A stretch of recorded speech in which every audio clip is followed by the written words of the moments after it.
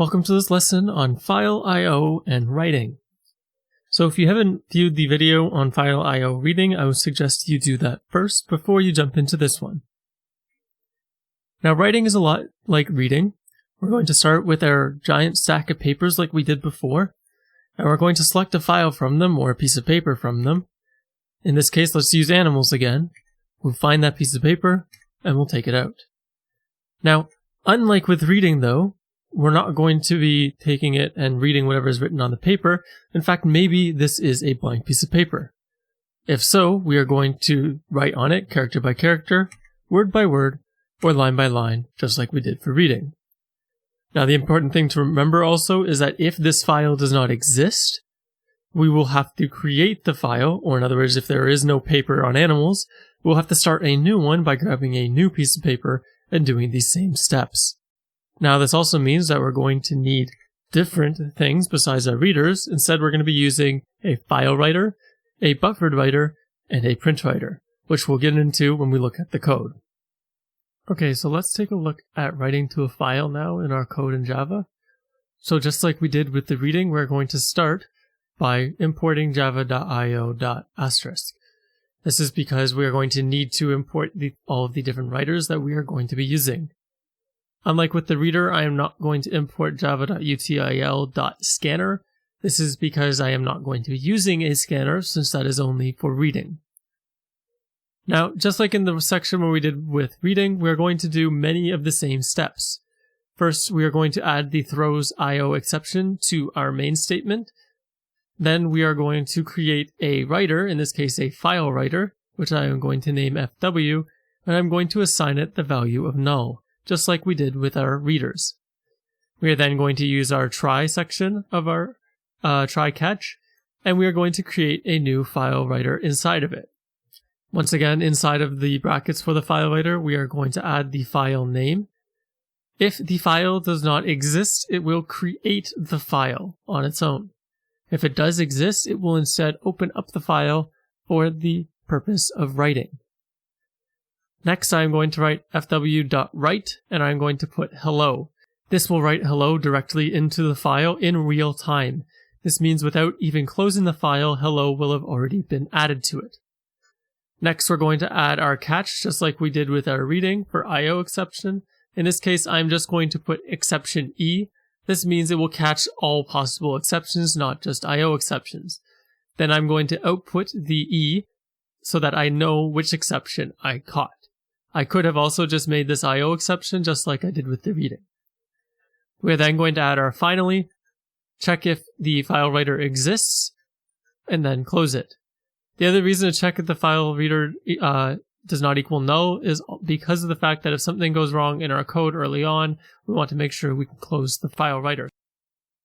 So if we take a look at this, if I go and run this code, obviously we won't see anything here in our output, but I said I was going to write to example.txt, and so it has hello. Now keep in mind right now with what we're doing, this is going to overwrite the file with a blank file originally. So this means that when I first if I run this again, the value inside of example.txt is not going to change since I have overwrote it again with hello. Now, if I were to say, for instance, if I were to write a for loop here, and this for loop is going to run 5 times, and each of those times that it runs, it is going to write to my file hello. If I run this instead now, my file will have the value hello, hello, hello, hello, hello, because it will be overwrote with 5 hellos instead of 1. Once again, now if I get rid of this for loop and run it again, my file will be back to just hello, since it was overwrote and it started at a blank document. Next, let's take a look at a buffered writer. A buffered writer has the same abilities as a file writer. We're going to start with the same way, saying buffer writer BW is assigned the value of null. We'll create our try. We will create a new buffer writer.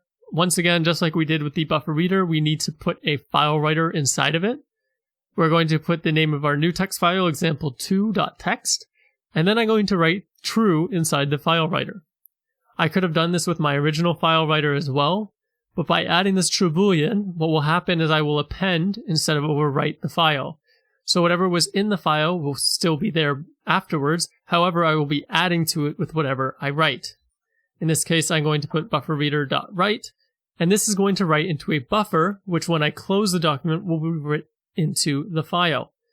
This means that what's going to happen here is that until I close the file, none of what I'm writing is actually in the file itself.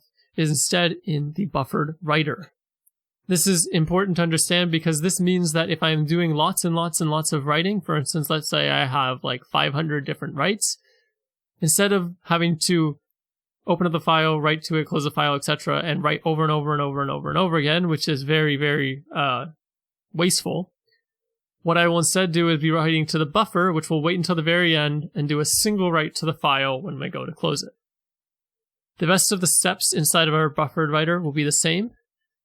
All my catch as well as my finally will all be wrote the exact same way as they were before. The difference here will be that when I close it, this will write the buffer to the file and add whatever it was that was in the buffer. As I mentioned before, the buffer writers are better when doing numerous write operations since they only write once at the end. Please keep in mind though that a buffer does have a specific size, so you may have to specify a larger size on the buffer. If you're curious about this, please just look this up. The default size, I believe, is 8,192, and that is the amount that you'll have to keep in mind when writing to it. If you need something larger or smaller, you can specify it in its parameters. This will generally get better performance compared to a file writer when writing multiple times. If you only need to write once, a file writer will get better performance. Last but not least, let's take a look at a print writer. I'm going to start with the same steps I have before of creating a print writer as a null value, our try, and then assigning a print writer to PW. Notice again that I am putting a file writer inside of the print writer. Unlike with the scanner in our reader, we do not need to add a buffered writer before it. We are just writing print writer and then a new file writer. Since I have added true to the file writer, this means I will be appending again instead of overwriting. The big upside of using a print writer is that I can use the standard print commands that we have used all the time in Java, such as println or print. I can also use printf in order to print other types and functions into it, which will make my life easier when adding other types such as integers, doubles, and booleans. I can also print other types besides just strings. With the other writers, I need to always specify strings when sending them in. Since I am using println commands, I can specify integers, doubles, booleans, it doesn't matter. Once again, the rest of the process will be the same. We are going to have our catch exception and our finally, where we will close the print writer, where we check if it was equal to null or not. That concludes this lesson on writing to files. Thank you for watching and have a great day.